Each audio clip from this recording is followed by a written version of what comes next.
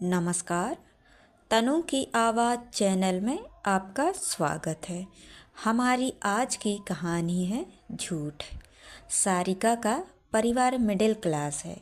परिवार में माँ और पिताजी हैं।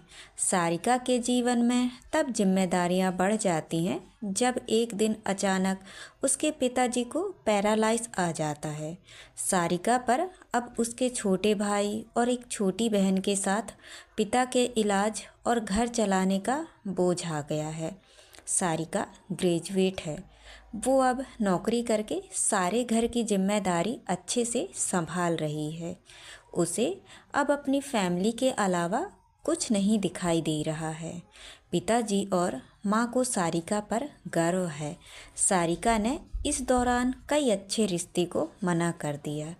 इसमें से कुछ उनके रिश्तेदार ने बताए थे, इसीलिए रिश्तेदार अब सारिका से थोड़ा जलने लगे।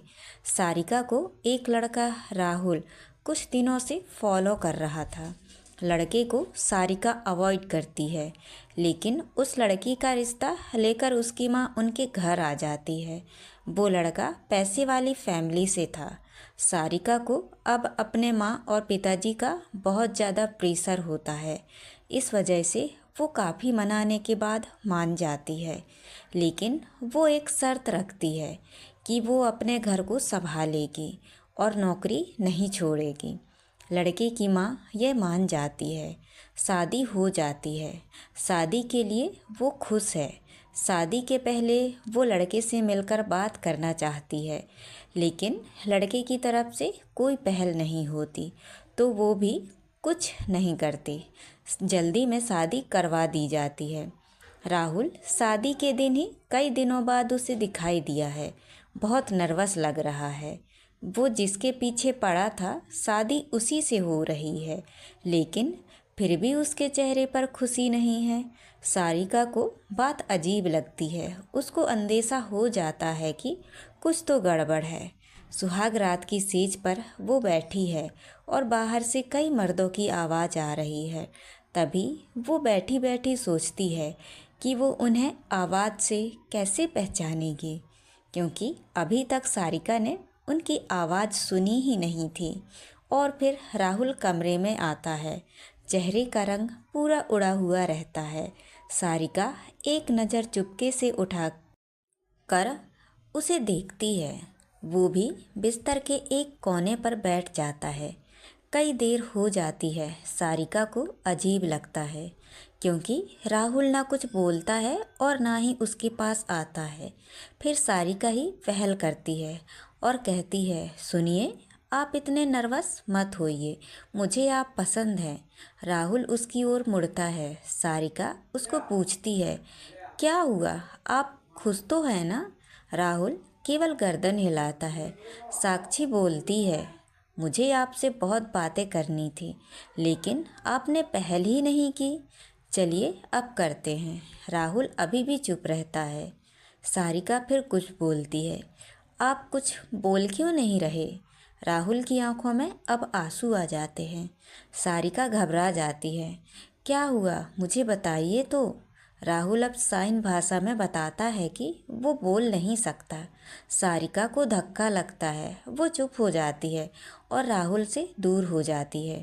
पहली रात ही उसे पता चल जाता है कि उसके परिवार वालों के साथ धोखा हुआ है, क्योंकि लड़के वालों ने इतनी बड़ी बात छिपाई। उसे धोखा बर्दाश्त नहीं होता है। वो अपने घर वापस लौट आती है। उसके परिवार को भी इस बात का पता नहीं होता है। परिवार वाले भी यह सुनकर शौक रह जाते हैं और अपने आप को कोसते हैं कि उन्होंने शादी करने में जल्दी कर दी। पहले पता लगाना था। सारिका ने फैसला लिया कि अब वो कोर्ट में बात ले जाएगी। शादी के एक दिन बाद ही बात तलाक तक पहुंच जाती है। सारिका तलाक की अर्जी देती है। राहुल की माँ सारिका के घर आती है। सारिका की माँ उन्हें भला बुरा कहती है। सारिका उन्हें रोकती है और वो पूछती है, आपको ज़रूरी नहीं लगा इतनी बड़ी बात हमें बताना? राहुल की माँ नीचे मुँह कर और चुप रहकर सारी बात सुन रही है। राहुल की माँ कहती है कि मैं अपने बेटे का भला ही चाहती हूँ। और उसके पिता भी नहीं हैं। वो सारिका को पसंद करता है, इसीलिए वो सारिका से शादी करना चाहता था। मैंने हिम्मत की बोलने की, मगर मैं कर नहीं पाई। फिर मुझे डर भी लगा, क्योंकि पहली बार उसने कुछ करने को कहा। उसने तो मुझे बोला था कि तुम्हें सब कुछ बता दूं, और मैं चाहती भी थी, लेकिन नहीं कर पाई। मैंने राहुल को भी झूठ बोला कि तुम मान गई हो, लेकिन शादी के पहले उसे पता चल गया कि मैंने उसको झूठ बोला है। तब तक देर हो गई थी, इसीलिए वो खुश नहीं था। सारिका, शायद तुम मुझे समझ पाओ। सारिका अभी भी गुस्से में है। वो बोलती है कि मुझे राहुल के ना बोलने से कोई प्रॉब्लम नहीं है। गुस्सा मुझे इस बात का है कि आपने धोखा दिया, झूठ बोला, वो मुझे बर्दाश्त नहीं। तलाक की अर्जी के बाद रिश्तेदार तो सारिका और उसके परिवार की इस हालत पर खुश थे। वही तलाक में अभी कुछ महीने का समय है। सारिका अब अपने घर पर पहले की जीवन शैली पर लौट आती है।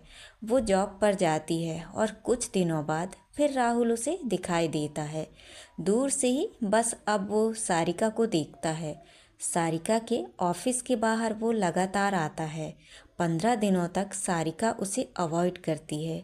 फिर एक दिन उसके पास जाकर बोलती है, अब यह सब करने से कुछ नहीं होगा, और मैं नहीं चाहती कि तुम कुछ नाटक करो, इसीलिए यहाँ आना बंद कर दो, समझे। सारिका की बातें वो सुन रहा है। वो सारिका को इशारों में कॉफ़ी पीने को कहता है, लेकिन सारिका वहाँ से चली जाती है। अगले दिन फिर वहीं राहुल खड़ा रहता है। सारिका उसके पास जाकर कहती है, कॉफ़ी पीकर मेरा पीछा छोड़ दोगे। राहुल गर्दन हाँ में हिलाता है। टेबल पर दोनों आमने सामने बैठे हैं। राहुल अपने फ़ोन में कुछ मैसेज टाइप करता है। सारिका उसको देख भी नहीं रही है। सारिका के फ़ोन में मैसेज आता है। राहुल का लिखा होता है, sorry but I really like you so much. कोई भी बोलने वाला तुम्हें मुझसे ज़्यादा प्यार नहीं कर सकता, और झूठी बात कोई भी कर सकता है, लेकिन आंखें हमेशा सच बोलती हैं। एक बार मेरी आंखों में देख लो, फिर तुम्हें जो सही लगे वो करना। सारिका का सारा गुस्सा मैसेज पढ़ते ही चला गया। वो धीरे से अपनी आंखें उठाकर राहुल की आंखों में देखती है और उसकी आंखों से आंसू निकल आते हैं। सारिका उसको बोलती है, पहले ऐसी बात नहीं लिख सकते थे, मुझे आज तक कभी किसी ने ऐसे नहीं समझाया। वो खड़ी होती है और राहुल को बोलती है, चलो मेरा सामान वापस अब तुम ही उठाकर ले जाओगे। राहुल उठकर सारिका को हक करता है। तो दोस्तों, ये कहानी आपको कैसी लगी? लाइक और कमेंट करके ज़रूर बताएं, और चैनल को सब्सक्राइब करना ना भूलें। तो मिलते हैं अगली कहानी में। बहुत बहुत धन्यवाद।